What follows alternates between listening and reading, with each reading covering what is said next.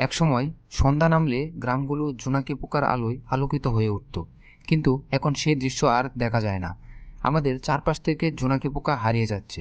কেন এমন হচ্ছে? জোনাকি পোকা, যার বৈজ্ঞানিক নাম ল্যাম্পেরিটে, একটি বিশেষ ধরনের কীট যা নিজস্ব আলো উৎপন্ন করার ক্ষমতা রয়েছে। পৃথিবীতে প্রায় 2000-এরও বেশি প্রজাতির জোনাকি পোকা রয়েছে।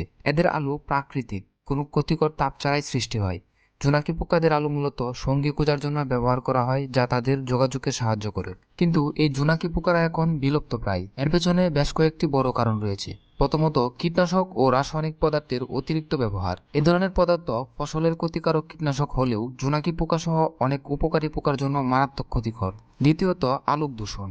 রাতের বেলায় প্রচুর কৃত্রিম আলোর উপস্থিতি থাকায় জোনাকি পোকাদের প্রাকৃতিক আলোর সঙ্গে যোগাযোগের সমস্যা তৈরি করে। তাদের আবাসস্থল ধ্বংস হয়ে যাওয়ায় তারা হারিয়ে যেতে বাধ্য হচ্ছে। তৃতীয়ত, জলবায়ুর পরিবর্তন।